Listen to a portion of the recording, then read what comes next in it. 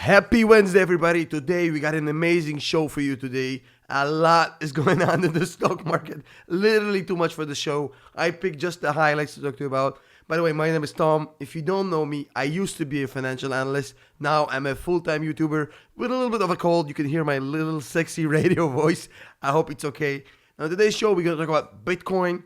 We're talking about Cathie Wood. How can we not? ARK Invest. We're going to talk about Robinhood. And we're going to talk about Etoro and their major debacle. Everything is coming up in just a second. Let's get started. So without further ado, we have no sponsorships. We don't ask you to smash nothing.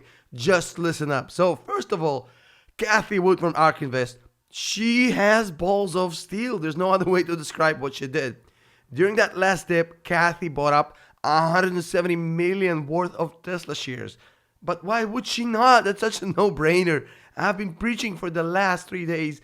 Tesla is an opportunity on this dip. Same thing for Palantir. She loaded up 5 million shares of Palantir, another 600,000 shares or 500,000 shares of Tesla during this recent dip. I hope you did the same thing. I was telling you that I think it's a good idea. I did the same thing. I mean, I'm not smarter than Cathie, but I think it's a no-brainer. Good job, Cathie. I think the Tesla stock is actually already recovering.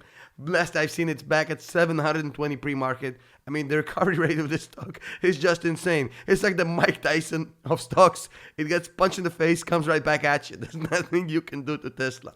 Now, speaking of people who got punched in the face, Robinhood is coming out with a new commercial. You see a guy playing basketball. Roll the clip. So what do I think about this ad? Well, first of all, I don't like the concept. I mean, why are you putting ads about some basketball, working on your game, where you haven't addressed the actual issues? People have a lot of open questions about Robinhood. Why did you do what you do? The stuff that they didn't ask in the hearings. The conflicts of interest. I think at the very least, Robinhood should have spent this ad campaign instead of spending money on some guy who can't play basketball, pretending he can. Put out a 30-second ad featuring Vlad saying, hey guys, we're sorry we let you down. We fucked up. We're sorry. We'll do better next time. Drop mic. Spend the money on an actual genuine apology. Don't do this basketball nonsense. I mean, we're not idiots. We're not just going to forget what happened with this. I mean, Robinhood just thinks that people have such a short memory. Some dude laying up a basketball makes everything go away. Dude, we are not forgetting what's going on. Robinhood, as well as other brokerages, are still on the hook. We still demand answers. Speaking of other brokerages that fucked up, Etoro have royally shitted the bed. Oh my goodness. Etoro, what have you done? You were about to go IPO with a $5 billion valuation. What the hell happened? Through the entire day yesterday, the app was down. Couldn't sell, couldn't buy. I mean, if you wanted to buy into the dip, couldn't do it with Etoro. If you wanted to cut your losses, couldn't do it with Etoro. I think couldn't do it with Etoro should be their slogan at this point. What the hell? So this is massive. This is a major blunder. I think people lost a lot of potential money, but I think they also lost a lot of real money. I think there's about to be at least 5,743 class action lawsuits filed against Etoro in the next few days. People are going to be suing them left and right.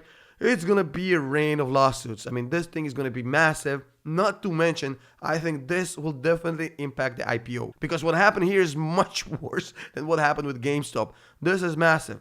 Clients couldn't access their portfolios for a whole day. Couldn't sell, couldn't buy.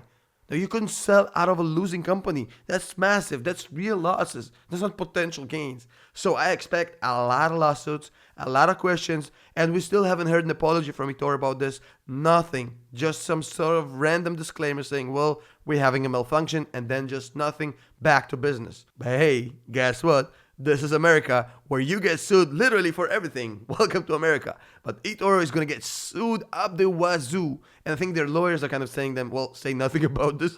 There's going to be a lot of lawsuits. I mean, I expect there to be a rain of shit coming out on Etoro. Let's see what happens to the IPO. Not sure. Now, let's talk about Bitcoin and Elon Musk. Now, Elon Musk has proven to be quite a crazy dude. I mean, he tweeted before that the Tesla stock seems overvalued. He doesn't give a shit. Now, after tweeting about Bitcoin, sending it up to $58,000 within days, he tweeted out something along the lines that Bitcoin was overpriced, sending it down below 50 in just a matter of a month. So in a month, we saw Bitcoin go to 58. We saw it literally go within 2 days to below 50. Now it's climbing back up. I have no idea what's going on with Bitcoin in the short term, but where do I stand on this? Now, I spoke about this before. I said that the dip is an opportunity to buy, and I had no idea how fast it's going to happen. I told you what I think about Bitcoin, and I told you the ride is going to be as bumpy as a guy trying to smuggle guns into Cuba, gets arrested, put in jail, gets broken out with some dynamite and C4 and Semtex, swims to shore, gets eaten by a shark, fights through the shark from the inside, runs to shore, gets smuggled as a human trafficker to some godforsaken country, runs away as a woman, some sort of crazy identity, lands in Russia, becomes a gangster, comes back to the US as a newborn person with a whole new life, like a reincarnation event. That's pretty much the journey of Bitcoin. Now, this crazy, unrealistic, impossible sequence of events, this is the journey of Bitcoin. But guess what? I personally think that Bitcoin will go over 100, even probably over $150,000. I think that, however, that probably will take either a day or a year or 10 years. Nobody really knows when exactly this is going to happen. Moreover, nobody really knows how bumpy this ride could be. We could literally wake up tomorrow and see Bitcoin at $5. Not 5,000, $5. Or we can wake up tomorrow and see it at $105,000. Nobody really knows. But I personally think, this is just my opinion, that the end result for Bitcoin is further appreciation into the $150,000.